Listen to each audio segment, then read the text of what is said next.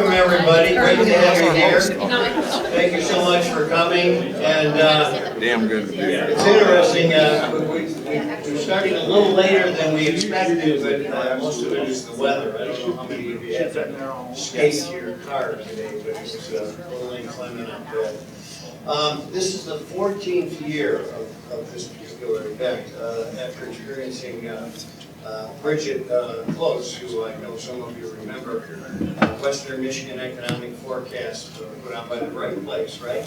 We saw her do that 15 years ago, I think, and decided to copy it. And, have expanded it, and it's become a real institution.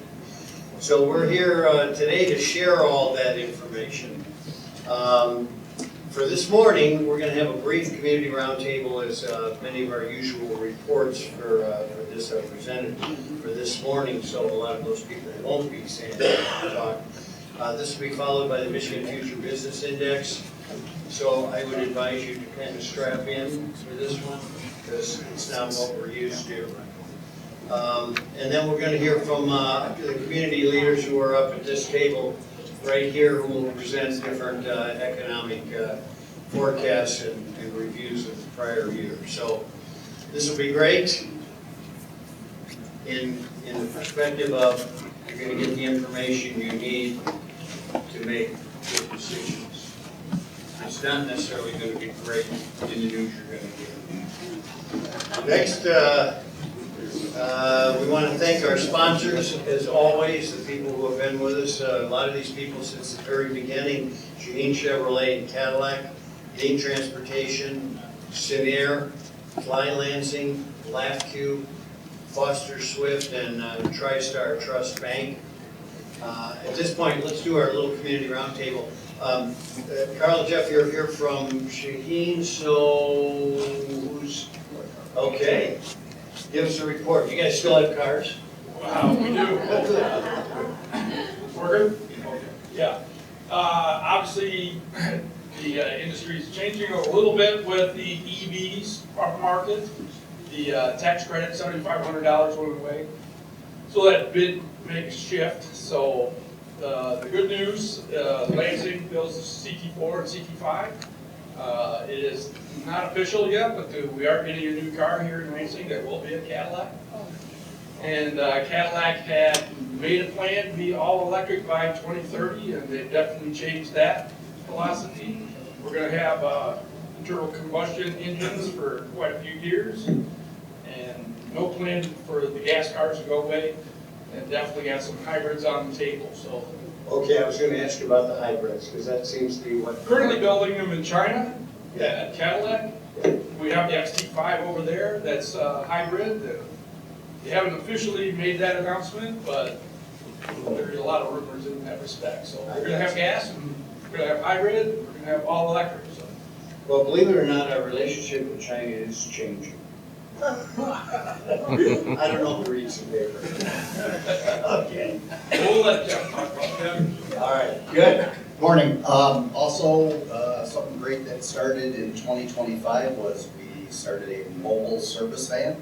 So we're able to come to you for service, oil changes, tire rotations, want new tires put on. Something that we're trying to add, just so if you can't come to us, we'll come to you. Also, we have the all-new Chevy Bolt that's going to take place probably in the next 2-3 weeks. I don't know how that's going to go off, but they say it's going to be cheaper. So, Well, we're kind of attuned to cheaper. We like that. We like That's cheaper. not all bad. more for it. Better value. Better value. All right, good. Thanks, you guys. Appreciate it. Appreciate your support. Mark is one of the presenters today, Mark McDaniel, but we're going to talk about Cinnaire. All right, great, thank you. Cinnaire. Cinnaire is what's known as a community development finance institution. We're a nonprofit, started it 32 years ago. As a single served Michigan with affordable housing, and now we're in 12 states. We do our syndication investment company. We have a lending company, does Fannie Mae, Freddie Mac, FHA lending, and a ton of community development lending. I have a title company and also a development company. So it's a very holistic approach to community development. We believe that affordable housing, safe use of affordable housing is the foundation to transform any community that you're in. If you don't have that, the community will not grow. And so we're at the forefront of that, providing that in communities and creating jobs. And by the way, just when the economy has taken somewhat of a downturn here, Yeah. you are having not a bad year. No, actually, this last year, we thought it was gonna be really rough. It was rough, I mean, it was chaos. But we had the biggest year in the history, raised $500 million in investment for housing. Just 2 weeks ago, it was announced we got an $85 million allocation of the new markets tax credits, which was huge because halfway through last year, they killed the whole program. It was a good year. Next year, or this year, we're not seeing it quite that positive. Well, But we'll get to that in a minute. I'm just teeing you up for my show. All right, thanks, Mark, appreciate it. Fly Lansing, Rob, do you want to bring us up to date? We're kind of in full swing here, ironically, to talk about going south. Well, a day like this, good time to think about the options to get out of Michigan for the winter. Our international service starts up Saturday, January 24th. We've got 3 destinations this year: Cancun, Mexico, and Punta Cana in the Dominican Republic. Those are destinations we've had for a while, but we've got a new destination this year, Cabo. So Cabo flights operate on Fridays. We've got Breeze Airways to Fort Myers and Orlando, and Breeze has actually added some additional flights to Orlando from about mid-February to mid-April, so some additional options there. And then our regular carriers, American and Delta, you can get just about anywhere in the world if you don't want to go south. So, appreciate your business. We ask you to check Lansing first and enjoy your trip. And actually, if you're looking at pricing, check Lansing first and then check it again, because those tickets are commodities and they do change in price. So it's kind of interesting. Okay, Kim Bentley from Foster Swift. I'm always amazed at what you guys allow for the community. You've got a couple of events coming. We do. I think, employment law ICE tends to be here last year. If you were here, you heard us talk about ESTA. And so just when everybody got one thing done, they reclassified marijuana and how you can treat it in the workplace. So fortunately, Cliff Hammond had a good interview with Chris, which will be at Michigan Business Network, and we've got several upcoming webinars. So I encourage you to visit the website app, and a little tidbit is, say the webinar isn't at a convenient time, register anyway. If you register, we will send you a link to the webinar so that you can listen to it at your convenience, and you'll get the deck too. So Excellent. available 24/7.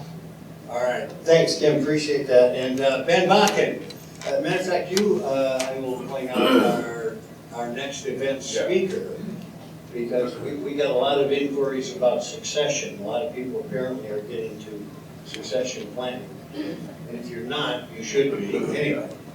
Yeah, thank you. That will be next month, Wednesday, February 18th, for a luncheon. And under the philosophy of, we believe every business owner, the day you start your business is the day you should start planning for your eventual exit. So that presentation will be about educating on what drives value, what are my exit options, where should I start, that type of information. So hope you can attend that and look forward to being here. Also with my comments, a lot of times I give some kind of an economic outlook, but with my favorite economist, Charlie Ballard, in the room, I'd be way too intimidated to do that, so I'm not going to. So I will say, though, to Rob's point, next Saturday, January 24th, which is the first day of the Apple vacations, I've got my Fly Lansing socks on today, Chris. I know you don't have yours, but Sarah and I will be on that flight, and we're going down to Cancun. And I tell you, when we are hanging out in the pool and meeting people throughout the week, and it's 7 o'clock at night, and they say they just got in, they just arrived, and their travel day from Pittsburgh and had a layover, we will be in the pool with a Mai Tai in hand before noon on our travel day. It's so easy flying out of Lansing. There's still spaces available, so take advantage of it, especially on a cold day like today. And that will not be the last Mai Tai. No. All right, now, so we're gonna give 5 minutes. If you gotta grab a coffee, do it real quickly. We're gonna be back here in, well, matter of fact, you know what, we should just plow ahead. We'll get them in. I'll see if you have to, but like 1 minute and Mark will come up. All right. So, what we're gonna do, go ahead, we'll wait. All right, everybody stare. Oh. All right, and I know that those folks can hear, so what we're gonna do, like I said, we've got a panel of experts coming up, but we're gonna start with the Michigan Future Business Index, which has been happening for a number of years here, and it's a real good indicator, not only a refresher of how the year has gone, but what we're anticipating. And if you know anything about business, you know that 99% of the businesses are small businesses, and a lot of their plans are driven by how they feel about the next 6 months. And so that feeling is important, so those projections are important. So we're going to start that Michigan Future Business Index, which is as hot off the press as you can get. We were just coming out of the field last week, so this thing is brand new. So with that, I'm going to bring up Mark McDaniel from Cinnaire. And thanks so much, Mark, for presenting the Michigan Future Business Index. We couldn't get anybody else.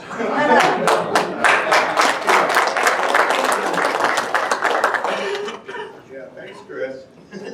Yeah, he asked me to do this. I'm proud. We've been involved with this a long time, and it's the worst one I've ever seen. So I get the honor to tell you like a lot of really great news. It's very uplifting. So start. Yeah, I've gone through this thing so many times and trying to find where the bright spots are. Are you done then? Yeah. Actually, that's what I thought. Maybe I just said, you know, it just kind of sucks. But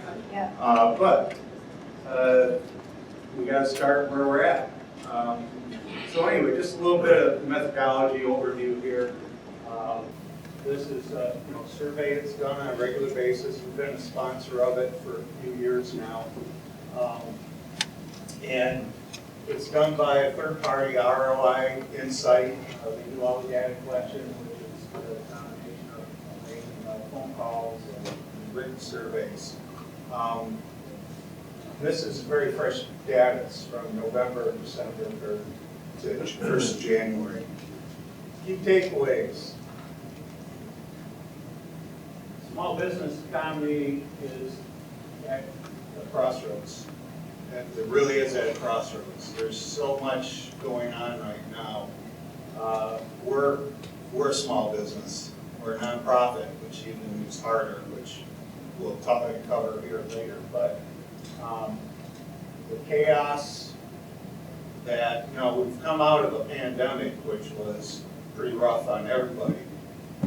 Kind of got our wheels under us again, but this last year, the chaos doubled down, and it impacted, for me to stand and say we had a historic year, the best year we ever had, doesn't make sense, given everything that went on last year. I think for most small businesses, according to this, is that chaos, that unstableness, has had a pretty serious impact on everybody. Can't varnish it any other way. All the indicators all went in a downward trend. There is no upward trend or stability that came out of this. We all know that costs are going up. Health insurance in our world, insurance for apartment buildings is out of control. It's driving inaffordability, the lack of affordability for renters, especially low-income renters and working-class renters. It's very hard for them to find a place to live now. And it's not driven by increasing rents, it's driven by operating expenses going up and up and up.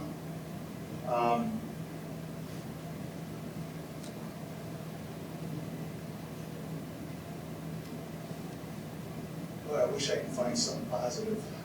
I keep trying. Past 6 months, sales increases, continue to fall. Profits ticked up slightly at the beginning of the year, but not much. Came in, basically six points lower than a year ago. Wage increases continue a downward trend. For us, we had pretty much a hiring freeze last year. It was only by necessity, replacing key people. This year, we have 2 of our team members here, so they've heard this, but it's we're not hiring, and we're going to have attrition happen, and we're not looking at rehiring. We're going to have, unfortunately, we got to work a little harder, a little leaner, but it's the smart thing to do. Now, investments, they've changed. It's what was so weird for us. We thought we were only planning on possibly even raising only about $300 million, which that's an off year for us last year. And to end up at where we at, it kind of threw us all. But these are typically been insurance companies and banking institutions, which all have CRA requirements. And it's a good return. I mean, our returns have gone up, highest they've been since the beginning of the pandemic, which is not good for the development community, which I'll touch on. All these, the federal budget proposals, state budget proposals, that put a real chill on everybody. You weren't sure, because they were cutting everything. So you couldn't go out and plan very well, because it looked like we weren't going to get any funds to run the programs. But then the budget finally came out, and we did get some resources, like new markets tax credits. But that chill for most of the year until the fall, when the budget finally got out, that hurt, because you couldn't plan. And you had to plan for the worst. And that's what we had 3 different options of all the possibilities could happen. And we ended up somewhere between nuclear and it's kind of okay. But the nonprofit sector really suffered. The cuts that happened were all on the nonprofit sector's backs, because there is this feeling and this perception by the administration that anybody that's a nonprofit, you're woke, unfortunately. And so, and even we got this $85 million allocation. 2 days later, we get a letter from the Treasury saying they are going to be going through all of everybody's applications who got awards, and they're going to be looking at the deals that are actually being proposed, and anything that looks like woke, they are going to claw the money back. So I don't know how, lucky for us, we were sharp enough that we cleaned up a lot of that stuff, and we're going into charter schools and things like that with this particular fund. But there are groups that didn't. And how do you put money out on the street when you have this hanging over your head that it could all be clawed back, and if you spend it, you're going to be out of business? So that's going to play out still. That's the nonprofit sector, and this came up in this study, is the nonprofit sector is going in the wrong direction. That's where a lot of, we all know support's come from for people who are in need. Sales, trending indicators, self-explanatory. You can see what's happened there. Is DNA like a do not resuscitate? Or what? You can. You can. Okay. Capital investments. It all ties together. with everything that's going on. Satisfaction with economic trends, that's bumping along, not in good direction.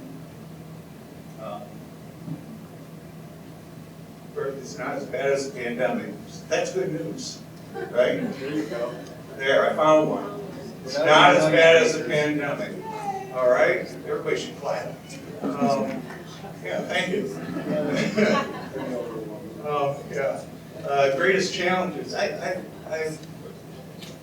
This was acquiring and retaining talent. That's still the number one thing.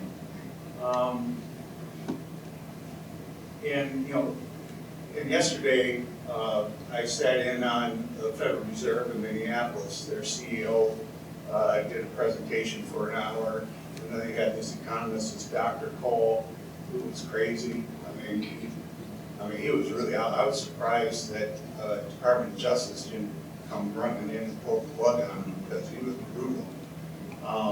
But he was right on about people aren't going to be hiring.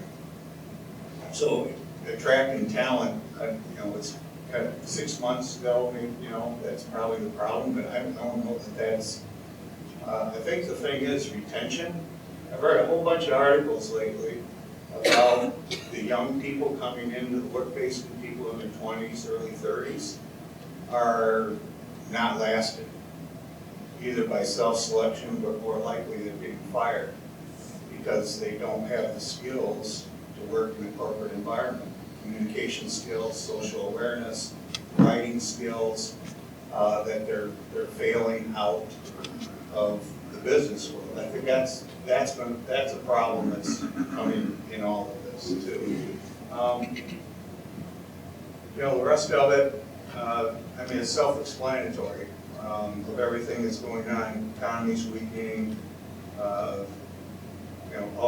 All the things we read about, hear about, issues impacting small business, inflation. That was one of the things they talked about yesterday. 2% still is a target. There's some question if that's really an accurate measure of things or not, but there wasn't a clear answer. Got asked a lot that are we going to make it by the end of the year to 2%? And they couldn't answer the question. Okay. Let's see. AI, that's a big one. A lot of talk about AI. What was stated yesterday, we're going deep in it this year.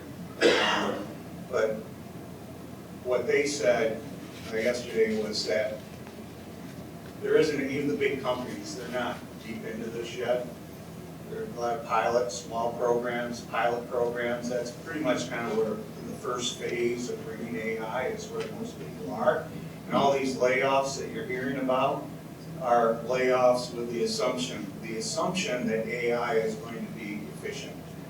So is it 3 minutes or 1 minute? 1 minute. 3 minutes? Yeah. Oh, wow. Sorry. Please continue. I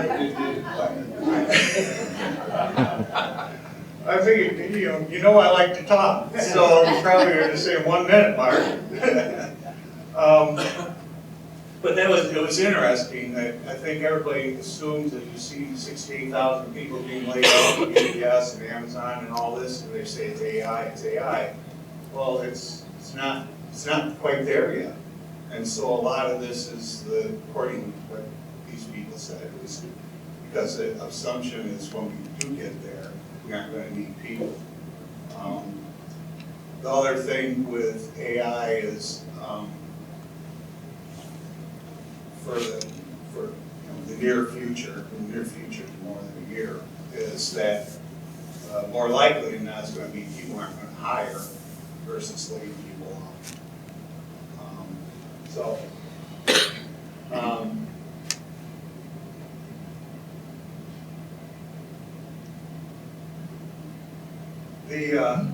They're looking at the people who are hiring, finance, insurance, real estate.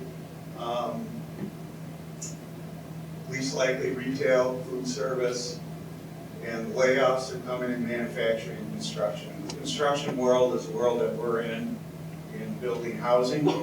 And there's no question, I believe this year is going to be very, very difficult for the development community to produce for a lot of reasons. Cost per unit, what we do, right, this is an affordable apartment unit. They're being built. Pricing on this is like $350,000 to $425,000. Doing a deal in Detroit, it's over $400,000 a unit for a basic apartment. And you're renting it to be affordable, which means, you know, the debt you can get on that is about 30% of the cost of the project. Where's the rest of that money coming from? We provide about 60% of it. You still got a big gap. You still got a gap to fill. There isn't gap financing out there now. And what's driving construction costs? Everybody's always material. Materials have come down. Those are okay. It's labor.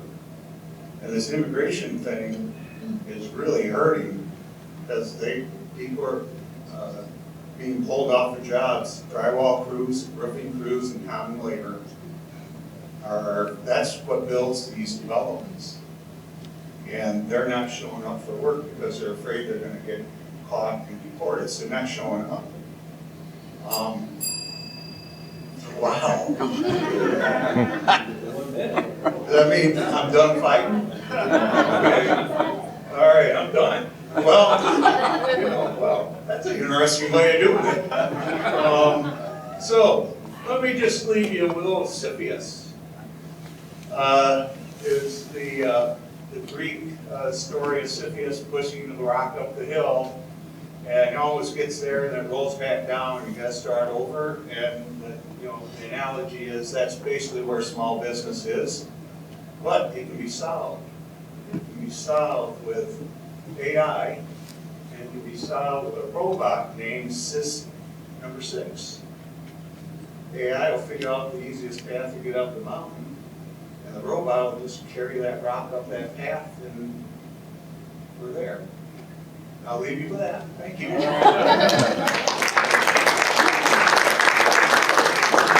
Thanks, Mark, I appreciate it. Actually, Sarah has given all the presenters 3 minutes left, 2 minutes, 1 minute, and then you get gone, okay? Now, with your report, she wanted to gong you at 2 minutes. Yeah. At any rate, the other thing I want to do is applaud at Paul Cape, who's the president of ROI Insight. They actually get this survey in the field, tabulate it, and then we look at the results afterwards. He's also the one that pulls the winners of the 3 gifts that we give away for anyone to have the possibility of winning those if they fill out the survey. And I will tell you that the winners of those 3 gifts, which were the Majestic Golf Course, Douglas J. and a Visa card, were in Comstock Park, Grand Rapids, and Lansing. The reason I throw this out is I want you to know that we really do give these things away, all right? So next up, Economic Development, Lead CEO, please welcome Bob Trezise.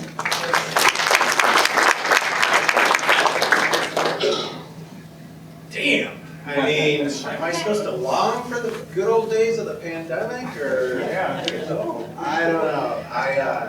Here's how I go about this. The MSU women's and men's basketball teams are amazing. I don't know if you're not familiar. MSU hockey team, even LCC basketball teams. That's a lot of fun that we got going on for us. But my name is Bob Trezise. I'm president and CEO of Lead Lansing Economic Area Partnership. We're a regional economic development agency that represents Ingham, Eaton, and Clinton County. I see that I have a number of staff over here this morning, so thank you very much. I promise you, so many of you are members of the League, which I am grateful for. We literally exist because our nation has decided we want to compete with the world and win. And that this is a major breakthrough, and we're going to start celebrating our 20th anniversary as an organization in 2026. Our chair for this year is, in fact, Mark McDaniel. So, Mark, thank you for your service. I'm a lot more positive. There's going to be good news this thing. Let me just say that.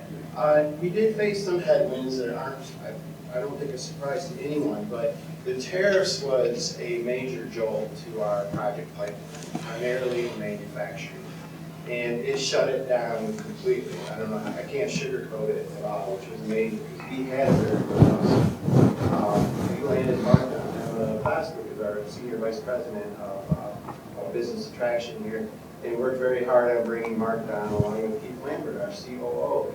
And we landed them 160 jobs. They're rehabbing the big manufacturing plant in Charlotte, but that's the last one we've been able to do, and that was a year ago. And so the uncertainty of that has drawn up difficulties. And Keith went to Toronto, visited with a 12 or so Canadian businesses that we were considered leads, Emma with several from Europe. And across the board, their message is, across the board, their message is, we're not going to make a decision. We're going to wait this out. And so this is, I still think that there could be, as things maybe settle and become more clarified, which I think is likely later into this year, that you could have a big unleashing of a lot of pent-up investment in projects wanting to come our way. In certain niches of remaining tariffs could play out in our favor. So I don't know, I try to remain optimistic about that. The other part of it was so many of our projects, the real growth in the industrial sector was in fact in green policies, EV, that is where the growth actually is, the new growth. And we have many projects. Just as one example, we had a project completed that was going to be a solar panel manufacturing plant, 150 people, we had the building. The only thing left to do was to sign the lease, which everyone was ready to do. This is about a year ago this time, a couple months later, and they had a Department of Energy $1.5 million grant, and of course that basically went away, and that project was canceled.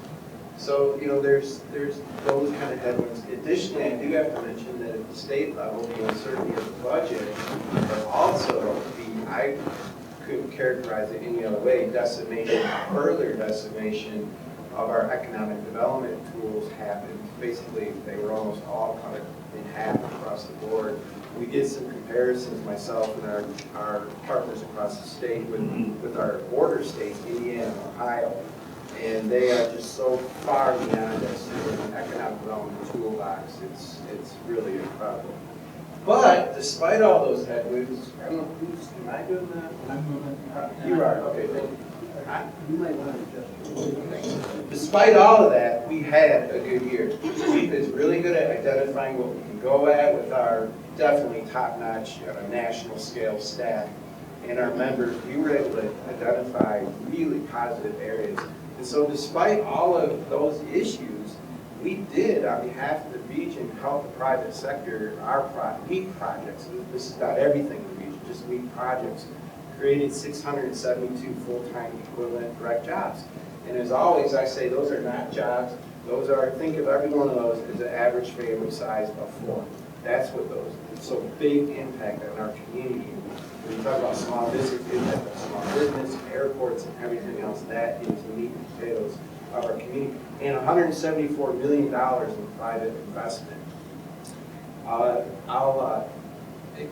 To break that down, we were able to still attract some small businesses, but they're sweet ones, the nice ones. They could be the next Neogens or Emergent Biosolutions, we'll see. We also did tremendous work with so many partners on continuing our work to create a particle accelerator capital in North America. Bionetics moved all their facilities after 10 years of work with Lee and others, but mainly Lee. They consolidated all their facilities and everything else from San Francisco to right here in Lansing, Michigan, in Dept Township. In Iowa, it was a big project. Nicole and the airport, thank you. The city of Lansing, and we got that one under our belt.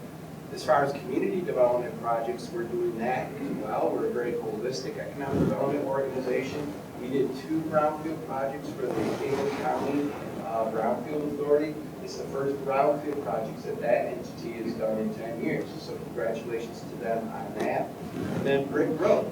was we were able to we created a new nonprofit. It's so complicated, but it's amazing. It turns out it could be a breakthrough model for the state of Michigan that we've created that is helping to bring $3 million to that project to fill the financial gap. That is at the West Beach project, the old Lansing City Rescue Mission on Michigan Avenue. So I'll go ahead and bounce to that one. Thank you. But the real story of me this year, despite our continued good work in the attraction, expansion of sort of the traditional areas of economic development, and we don't get a lot of press because these are sort of big groundbreakings or ribbon cuttings, but our work with small business development is profound. Our continued work in building the true foundation, I think, of our future of economic economy in our region is in fact small business development and entrepreneurial development, and building that ecosystem, whether it's Main Street businesses or high-tech businesses, working with our Smart Zone, Michigan State University, or a wide variety of diverse, oh my God, diverse, I got a couple more things to say there. I'm working on that diverse set of small businesses is absolutely the foundation of our economy. And I guarantee you that maybe 20 years ago, we had no entrepreneurial type of ecosystem that existed in our region at all, literally. And we have incubators, grants, loans, mentorship, staffing. We work with 900 small businesses this year. And sometimes people might be tempted to think, well, they come and go, or yeah, a lot of them do, but we have 80% survival rate of our small business clients that we work with after 3 years, which is unheard of. And that is a result of 58 brick and mortar relocations, 58 throughout our community that year. Finally, I will end with this on the bell, I promise. And you gotta admit, I'm being way faster than I normally am. Some credit. But in addition to that, I am super excited that we'll go to the final slide, the additional initiatives, is we have an amazing 2026 year. I remain very hopeful and about it. We landed a $2.3 million community enhancement grants. These are going to be Main Street project facade, farmers markets in 12 communities. We was the single biggest recipient of this grant from the state of Michigan on behalf of any region. And that is going to be huge work for us.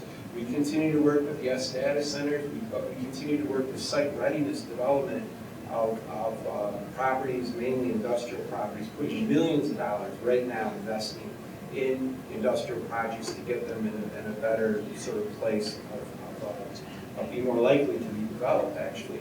We're going to be unveiling I mentioned our 20th anniversary, but I think much more importantly is Mark and you, our members, will be leading an updated strategic strategy for development in our region. And this is a 5-year outlook, but also looking at 2050. There are population concerns to worry about. We launched the creative text, so we have a lot of initiatives and foundational work that we're going to build on. So overall, our cumulative, I'll end on that, the last one, is over the lifespan of LEAP, I guess it's, well, not quite, but the last 15 years now, is we brought in the private sector, and these are just LEAP projects to our 3-county area, nearly $7 billion in private investment, 223 projects, almost 12,000 direct jobs, family floors, each one of those, and 391 new company creations that are launched. So I remain convinced that it's a different Lansing region, that we have all the assets to compete with any big boy from around the country, believe it or not, and our state as well. We are well positioned, and we continue to put it together, and I thank you all for your support, and thank the Michigan Business Network for putting on this event today and allowing us to speak together as one team, because the partnership and competency of my friends and colleagues that are all here today presenting to you and more is, I've been around 30 years, but I'm telling you that it's absolutely at its highest aligned and competency level that I've ever seen in 30 years. This region really has it going on. So thanks a lot. Well, Bob, thanks so much. I appreciate it. We all appreciate the job you do, because it's not an easy one. And I'm really thankful for getting back to economic gardening, because the growth, generally speaking, does come from smaller businesses. So that's really good. So I apologize for the fact that we always have to have time constraints to fit this in our schedule. Sarah had a good idea though, because the bell seems to be a little demeaning. Next year, shock columns. That won't take me either, though, Chris, I know. You can look through it, is that what you I think it's nice by having him and I start this off, because we both talk too much. Well, we're gonna put you guys at the end of the program and say, anybody who wants to stay. All right, so a great indicator of how an area is doing fiscally is usually occupancy rates. How are the various parts of our community filling up? And with that report, nobody does it better, quite frankly. Van Martin, Martin Commercial Projects. Van?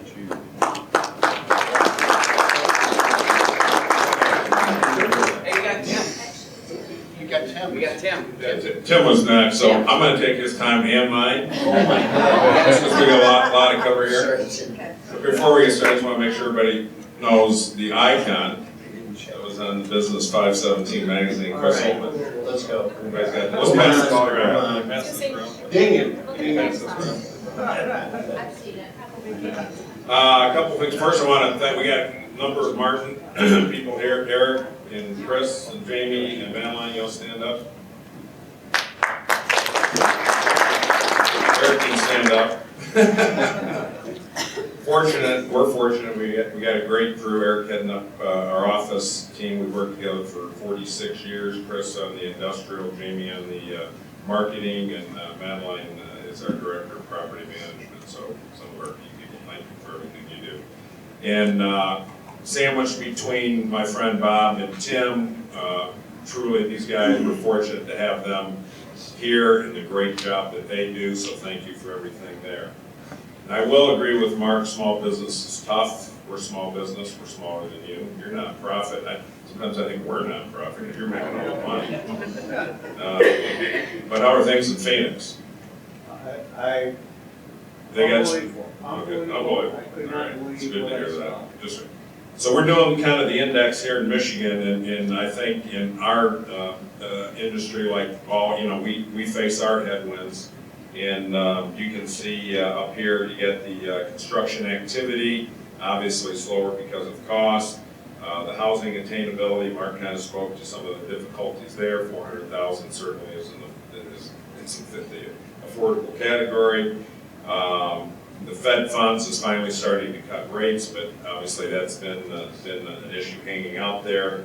Likewise, we see the insurance and utility costs that are escalating, 30% since 22, drives problems to the operating expense category. Because Madeline is managing these buildings, keeping the operating expenses in line are critical. AI, what can you say? It's out there. We're all trying to get our arms around it. But a lot of activity that we deal with it. And then we have the overhanging lease maturities and debt refinancing issues out there. 26 is another huge year for debt maturities coming up.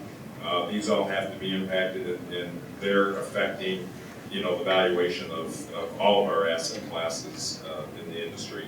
And then of course, we all have the geopolitical risk that is impacting everything that we all do. Now, the next one is something that we really haven't brought up in the past, and this is the NAOP, the National Association of Industrial and Office Park Sentiment Survey. Now, they've been doing this since 2015. Now, in our industry, I will say, so 50 is kind of like 0 to 100, 50 is the midway point. So our sentiment increased. Our industry is more optimistic about 2026 than it has been in the past. So it went from 50 actually, the previous one up to 56. So if you're practitioners in our business and you're in the marketplace, we're more optimistic. I mean, we are transacting, we are doing deals. People are leasing office, people are leasing industrial space, retailers are moving. So they're, but we still have the issues we have to deal with. Deal time that takes longer, the cost of tenant improvements are difficulties in every sense. But basically, if you look at the sentiment, it's driven by the capital markets are loosening, okay? So that means debt is available, we can get financing, the cap rate environment is improving, so that delivers confidence to the marketplace in terms of being able to sell investment properties.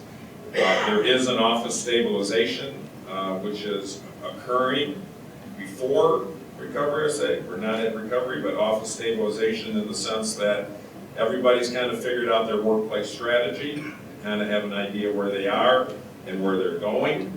And I think that helps just settle things down in the uneasiness of coming out of COVID. And then I think the industrial and multifamily markets are the two asset classes in Michigan that are going to be most active in 26 going forward. When's my ding come up? Jesus. All right, so we got to wheel through this. So anyhow, that's the sentiment. A little bit more optimistic in our market. We're going to take a quick peek. Whoever's doing this, we're going to wheel right through this. So the office trends in terms of where we are, the office vacancy actually improved, went down about 320 basis points. The rental rates probably across the board are relatively flat. You can talk about a breakout, whether it's Class A, B, or C. I guess the overarching comment here is that the flight to quality, the good office, the well-located office, the amenitized office is still good and very solid and performing well. So I'm not going to get into the details. If you want to know about the top office leases and sale transactions, just see Eric afterwards. He did all of them. No plug. And thank you for putting this on this place too. Thank you, Jason. Industrial vacancies actually have gone up this year. Chris is here, he's the expert on it. I think this is just reflective of the fact, correct me if I'm wrong, we got a couple of large building outliers there, the Save-A-Lot building up in St. John's, the old John Bean building perhaps down in South Cedar. But overall, the industrial market is solid, it's tight. The west sub-market's got about a 1.5% vacancy. There's no new construction, so it's going to continue to be healthy. And it does fluctuate between what the requirements are on, people looking for 20 to 40, or people looking for 100 to 200,000 square feet. So, but overall, it's there. And the rates have bumped up a bit. They remain flat, but $6 to $7.50, $6 to $8 a square foot triple net, basically are the asking rates. Retail, I'm going to slide right through there. Oh, by the way, if you want to know the top office or industrial leases and sales, speak to us afterwards. He did them. The retail market, so the vacancy is slightly down, 17.2%. Looking at comparatively on a national basis of 15.7, 200 basis points, we're a little tad bit higher. I can't explain the 5.8, the 4.2, the 6% in Madison, and the 5.0. I'm assuming that this is just a difference of how people are doing their inventory and based upon the size of it. So we'll get some more clarity when that actually comes out. And then in the retail, overall on vacancy rates, again, relatively flat. We can give a breakout by, east, west, south, north submarkets and what have you, but we don't see a lot of real rent growth in the retail sector. But overall, I feel good about the industry in that we're going to continue to transact. We're going to continue to do some deals. It's not going to be without effort and difficulty, but we're going to give it a go.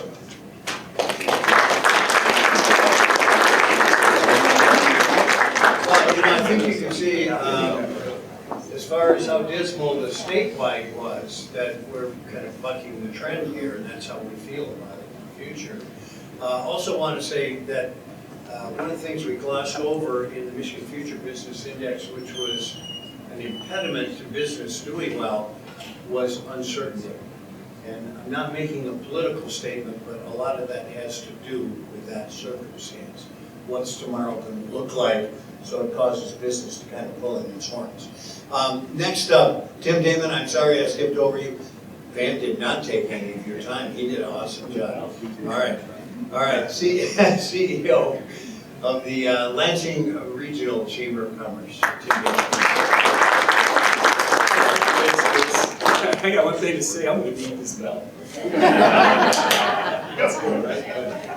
But no, you know, this is always one of my favorite programs every year to get an opportunity to share some thoughts and kind of what's happening and what we see in the region. I certainly want to thank Chris for continuing to do this. I know we have a number of members in the room here. I got some team members in the room as well, and even a former board chair sitting over here to my left, Nick Virtual. So thank you all for support.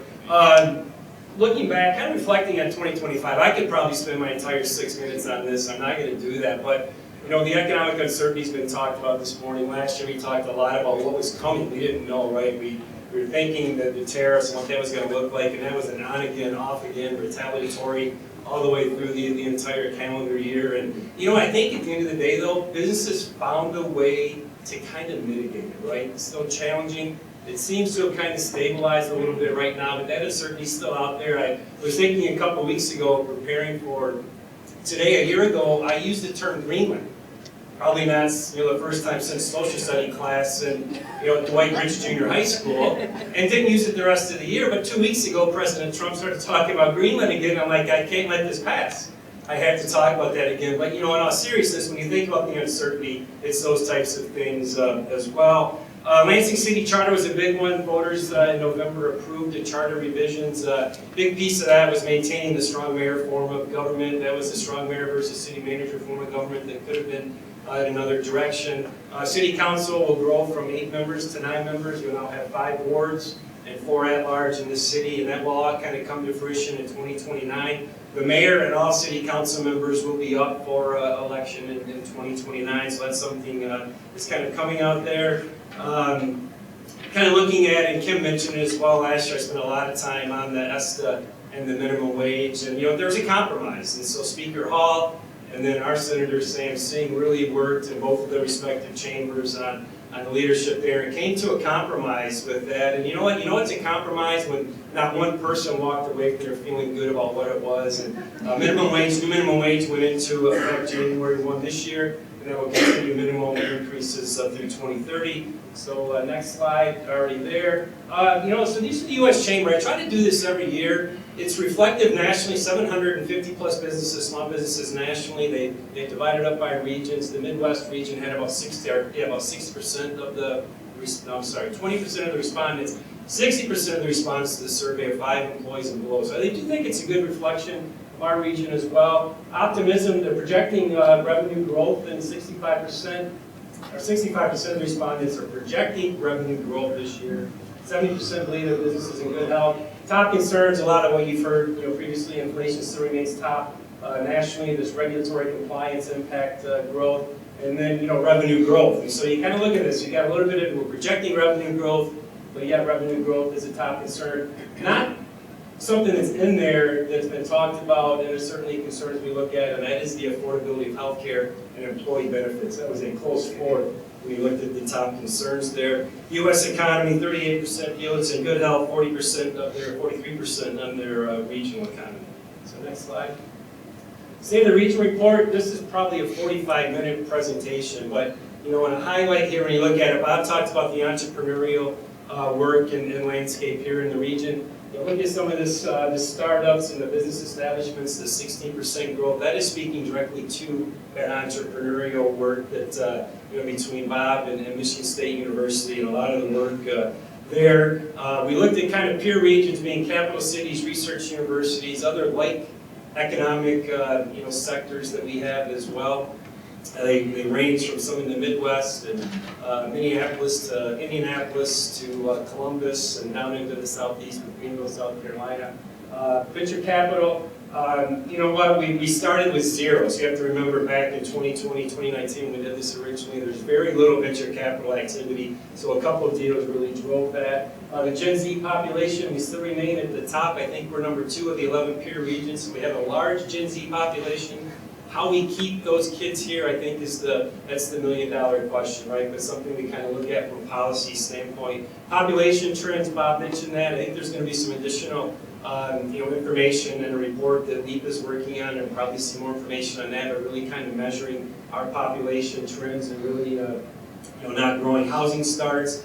I think if I remember correctly, I think for every 1,000 existing homes, we had 5 new permits during that 2020 to 2024 timeframe, so we're just not growing from a housing standpoint either. The full report's available on our website if you're looking for more information. Some of you may have seen the full report. We did a little bit of a tour around the community last year. Navigating what's next, we kind of look into coming up this year, data centers, Howard development. I really do believe there are 2 projects that really can set the tone for our region this year. One is the Deep Green Data Center that has been proposed in the city of Lansing. The other is the Howard redevelopment in downtown East Lansing. That's the ball lines. And think of that block where the student bookstore is and what that looks like. And you know what, if those 2 projects gain the approvals and they move forward and become reality, I think that really puts our region on a good trajectory this year and into the future. The data centers are lightning rods right now, right? We all know that. I heard a stat just yesterday that nationally in the second quarter last year, 20 data center projects at economic investment value of $98 billion. 20 at $98 billion were all turned away by communities across the country just in the second quarter last year. So think about that energy cost and really kind of that lack of jobs connected to it are the primary reasons. Elections this year, gubernatorial election. I'm going to be selfless plug here. We did endorse independent candidate Mike Duggan for governor late last year. We're all in on Mayor Duggan, hopefully potentially Governor Duggan. A lot of other things happening in U.S. Senate race, 7th congressional as well. With incumbent Tom Barrett, a handful of Democrats running in the primary. They're all going to be very competitive races. Regulatory climate, we are working and we'll be sending out a survey to business community throughout our region, really trying to better understand the business climate here and what we can continue to do, make it a vibrant business climate. And then healthcare is up there as well. I think many people are seeing some of the largest premium increases. Wow.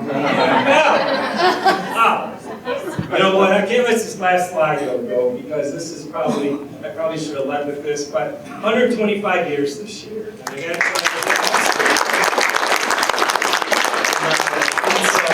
it's humbling, I say it every year, but 125 years, and you know what, congratulations to Leap as well on 20 years. We're learning more and more. LabCube's turning 90 this year, Quality Dairy celebrating 90 this year, I think Ranger Waste Services 60 years, so a lot of wonderful businesses that are continuing to grow and a long legacy here. But February 25th, we'll celebrate our annual dinner kind of / celebration gala this year. Our award recipients, Mark McDaniel is our Community Service Award recipient, so congratulations, Mark. So well. Chamber's been doing the Community Service Award since 1948, and I know there are others in here. I know Chris Holman was a previous recipient as well, and I'm probably missing somebody else, so my apologies if that's the case. Our outstanding small business this year, Duncan Brothers and Tico and Todd Duckett with that. Lansing Board of Water and Light, and this is in partnership with LEAP, our diversity leadership recipient. Michigan State University is our legacy award recipient, 67 years of consecutive years of investment with the LRCC, and then Kat Gandolfo is our ambassador of the year as well. So we're looking forward to a wonderful, wonderful evening in the end of February. Hopefully you can join us. And so thank you. Sorry I didn't make that note. The bell has done nothing else. It has sped things up. As soon as they hear that, did you notice Tim started leaving the vowels out of his words? All right, next up, this is one of my favorite missions. This lady heads the organization that brings people to town so they can drop money here, have a great experience, go away, and come back. And of course, she's the president and CEO of Choose Lansing, Julie Pingston.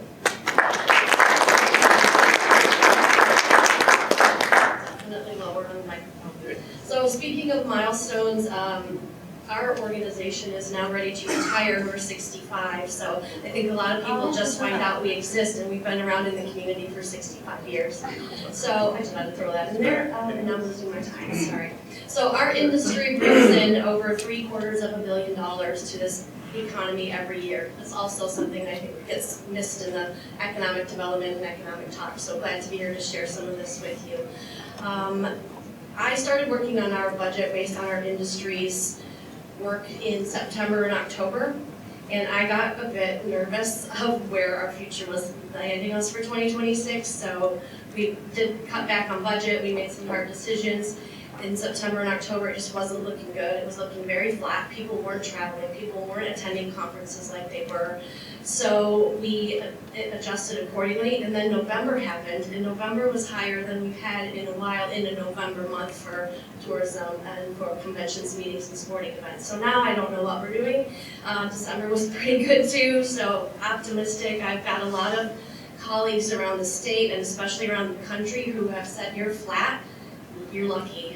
Tourism has been down in many destinations, and hotel occupancy has flattened pretty hard. But it's what's flattened more is the rate that hotel guests pay that has really declined. It just spiked so high after the pandemic because everyone in the hotel industry was trying to recoup all these extra costs that came their way, and the market supported it, and then it didn't. So that's where we're at now. But happy to know that the next slide shows that our demand as a destination is actually up year over year. About 16,000 rooms, which means 50 rooms every day were filled, more than last year. So that's optimistic. It's not the climb that we're hoping for, but we were glad to have it be a very positive step forward as we kind of see what 2026 brings to the market. I think there's a lot happening in 2027 that we're excited for, but 2026 is this year, especially with all the things coming to the community that we're selling now, but aren't here yet. And so we're looking forward to getting through 26, and if we can stay flat, we'll be pretty happy about that. In terms of our occupancy of our hotels, that is a bit of a different story. That has remained a bit suppressed. We had, from 2015 to 2019, we were riding pretty high, hitting 64%. That's why you saw influx of hotels being built. When the market can support that, people build more hotels. So that's not happening right now. But we also added, that's the 800, we added 800 rooms into the marketplace over these past couple of years. So 56.5 is where we're at as of November, and that's climbing nicely, so we're watching that as we go. We've only got, I think, 3 hotels in the pipeline right now, an extended stay over on Wood Road, the City Hall downtown being a hotel in the future, and then the MSU proposed hotel has come and gone and gone and come, so we'll see how that moves forward. So we do have a lot of great things coming to town in 2026. I think one of the good stories that everyone should be aware about is that in terms of our convention center, the Lansing Center, it was taken over in July-ish by a third-party management company called Legends Global. And so the management has now a whole global network behind them to help bring in assets that may not have already existed. So you don't have to hire an HR person because they have an HR team that they can work with globally. It's mostly nationally, but they have a lot of good resources that our local team here is able to rely on. So the great thing also is part of a global network is that the leads that come to Grand Rapids Convention Center, which is also a Legends property, that come to Detroit, that come to Chicago, if they can't take care of that business, they put that within their network. So we're already getting leads that can't take place in Grand Rapids, and we actually might land a really big piece of business for the Lansing Center related to that lead that came from Grand Rapids, which we would have never gotten before. So in terms of our sports commission, we do have a very dynamic sports commission. I know a lot of people have mentioned that they've seen our advertising on Detroit Live football games. I know a lot of kids, so we are going to be advertising during the Olympics for our sports commission just to really showcase the sporting opportunities here in the community. We have some high-profile events, a lot of them coming in 2026 that are related to us really being successful in the past. So we have the NCAA Division I and Division III cross country. That was hosted here a couple years ago. We had in November a huge snowstorm. The event took place at Forest Acres. We literally had our team out there shoveling the course because it had to be shoveled with MSU team. And so impressed that they said, we won the bid for Division I to come here. And they said, you know what? Just as long as you're hosting Division I, could you also host Division III? Because we really like how you run events in your community. And yeah. Division III, our partner is Olivet University, obviously Division I is Michigan State, so we have those partnerships that allow us to bring in these great events. We've got so many great stories about national events taking place here that return time and time again because of the great opportunities here and the great success they have with our team hosting those events for them. And it's no secret that we're out in the community trying to raise support and put forward a regional sports complex so we can continue to grow sports business. It's no secret that every individual family here has some kid that plays some sport that can't find a place to play it here in our community. It's so jammed with kids wanting to play, and they're driving their kids to Novi, they're driving their kids to Grand Rapids. So we've done all the studies, we've done all the work, working with a couple municipalities right now to try to move this forward and have this be a great opportunity for our destination and not others. So I'll end with, we get the great opportunity to promote everything that a lot of people in this room create or build or do. And so, man, it's no joke, you flash past that Total Wine. Total Wine is coming here. People come to communities for Total Wine. So our guests will be very happy to have that in the marketplace. So we have a lot of things coming to town. Our sports commission also created with Michigan State University a dedicated cross-country track course for we can use year-round. They have a couple of events, and we've done the cross-country tournaments. But this is a dedicated course that now all different kinds of events we can bring here for that opportunity. So we're looking forward to having that come online, along with all the other things that others have mentioned, like Brick Row, and having that be right in our downtown across from hotels and shopping areas. All the things. We've already had 2 site visits over at the Health and Wellness Center for Michigan State University. It's a student benefit. They can go out, work out, run inside. There's a pool, but we can now bring swimming events in the summer to that location. We can bring other events in the big open spaces that will be available to our events. And so just having those new assets is what keeps us energized and going forward. So this is fast. I have a lot more to say. Our annual meeting is March 3rd at the Crown Plaza from 8:30 to 10. I invite all of you to come. It's a great event to celebrate everything that happens in tourism and hospitality and the movement that we're going forward to get through 26 and be ready for all the things coming in 27. So thank you.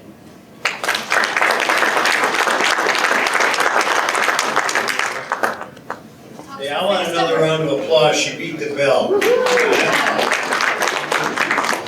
And you know, for someone who started the job the first or second day of the pandemic, I mean literally, what you have done there is pretty amazing stuff. And the way you invested in the Sports Authority has been a real boom.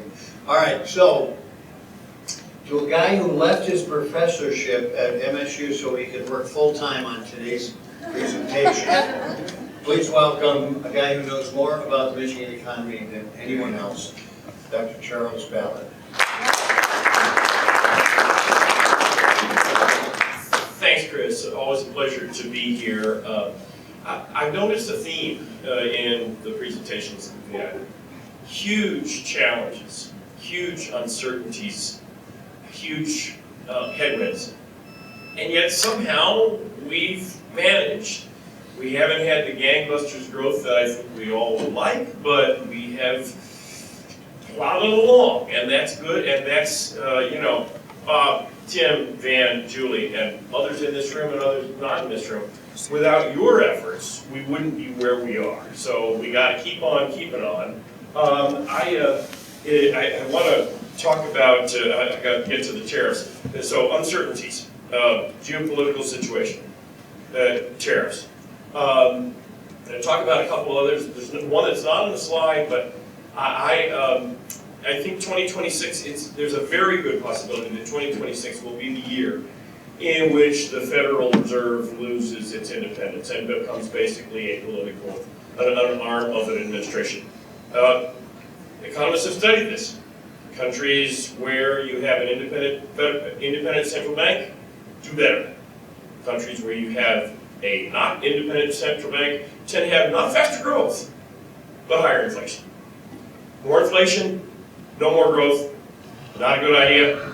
I hope, possibly against hope, that the Fed will manage somehow to maintain its independence in 2026.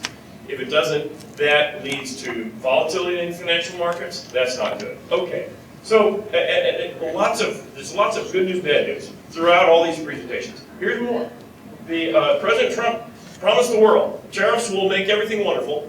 They haven't.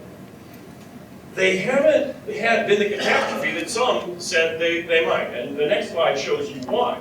The reason is, I will say that the tariffs that President Trump threatened on April 2nd, if those had been fully implemented at the level that he said, we would be in a recession. The global economy would be in a recession. I have very little doubt about that. I mean, those would have been an enormous shock to the economy. But what's happened is we've clawed them back. There have been, 50 changes in public policy in tariffs or some such number. It's almost daily, sometimes it's weekly, a change in tariff policy. Many of them, a special deal here, a special deal here. The United States was the leader for 80 years in creating a rules-based system. Not a deal-based system, but a rules-based system. That helped, that was a major driver to the greatest period of economic growth in the history of the world, by far. And that's been damaged. I hope someday, I hope I live to see the reestablishment of that, with I think one exception, and that is China. China is a dangerous player. What I would like to see would be the rest of the world have a united policy against China. Unfortunately, that's not President Trump's thing. He wants to do an individual deal. He's not the kind of guy who goes for multilateral cooperation. So that's a challenge. Next slide.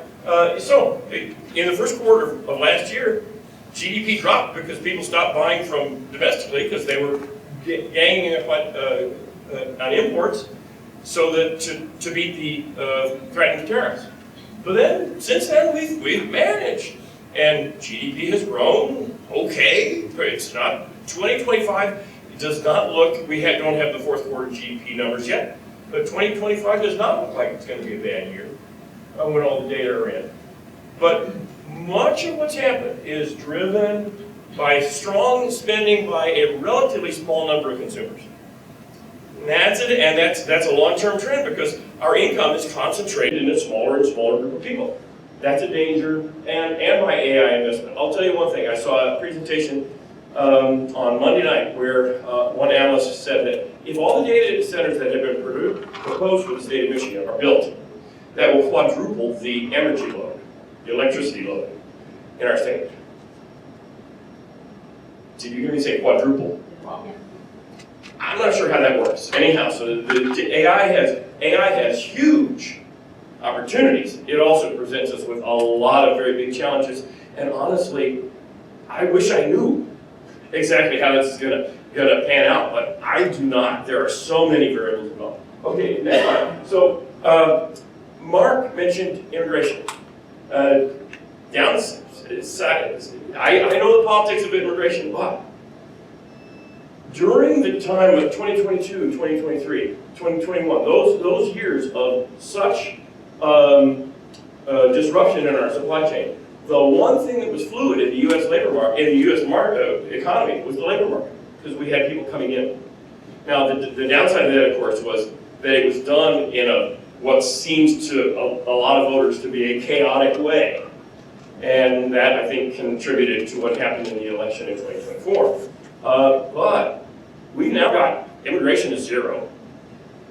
Labor force, the labor force in the United States is growing very, very slowly, if at all. Here's employment increase. Green is an increase, red is a decrease 3 out of the last 6 months, 6 or 7 months, have been job shrinkage.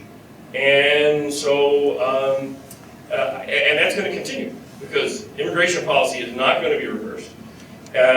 So that's a big challenge to the economy. So, and one part of it, if you've got a pretty much flat overall labor market, and if you've got tariffs that are causing a lot of disruption in manufacturing, that means that nationally, in the last 8 months, we've had shrinkage of our manufacturing employment. 72,000 out of 12 million, that's not huge, but, and in Michigan, essentially flat, down by a few thousand. All right, comparisons across the 50 states, you know, I've talked in previous years about the long-term challenges, the decline in manufacturing that have been hard for Michigan, and we are, in recent years, we've typically been 38th, 39th, 40th in per capita income among the 50 states. Back in the 50s, we were in the top 10. As recently as 2004, we were 21. So, and these are long-term challenges. We just got to keep on working. Let me say one thing. Okay, go back, I'll give you another few seconds. Mississippi's at the bottom. They're always at the bottom. I don't think they're going to be at the bottom forever, because they are in the news because of what's called the Mississippi Miracle. There are changes in how they do public schools, which is basically spending more time on task. Where they went from last in the country in 4th grade reading, they're now in the top 10. Wow. We can do some of those things too. It will take work. But I think, you know, I've emphasized again and again when I've presented to this group the importance of an educated population, and we still lag behind the national average in many indicators of educational attainment. Okay, so on that happy note, let's get to the end here. I'll take a little water to lubricate the vocal cords. Some of you have been subjected to this by me more than once. This is our state song. I have made it my mission to get Michigan singing again, and so this is the first verse of the 1902 Michigan, My Michigan. Any similarity to Maryland, My Maryland, is completely coincidental. And it's sung to the tune of A Christmas Tree, and I'm going to sing it whether you like it or not. So I invite you to join me. A song to thee, fair state of mine, Michigan, my Michigan.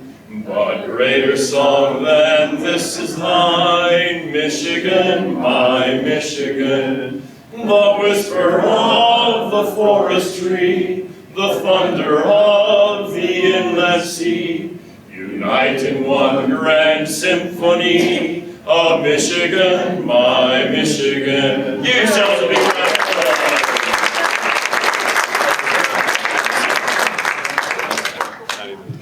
Well, you can't end on a better note than that. Oops,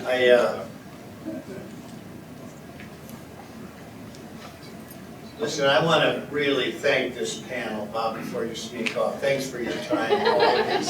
You guys are all important. You're running everything that's pertinent to the city, and we appreciate you spending the time here. Thank you so much. Okay, again, we want to thank all of our sponsors, Dean Transportation, Cinnaire, Fly Lansing, Foster Swift, LAFQ, and TriStar Bank.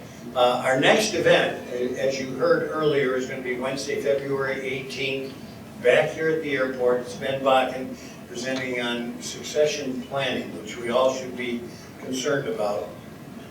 The Michigan Future Business Index is reported in full. It'll be published later today on our website, so MichiganBusinessNetwork.com. You can pick all of this up there.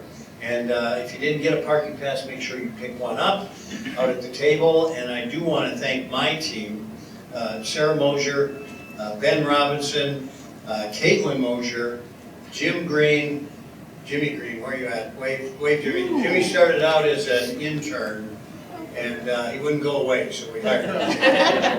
Does a great job for us. Jeffrey Mosier as well. I think you heard a recurring theme there as well. Thanks to the Mosier family, so to speak. Finally, I want to thank all of you for being part of this speaker series. And remember that everything will be captured on the MichiganBusinessNetwork.com. So until next time, thank you all for being here and have a prosperous day.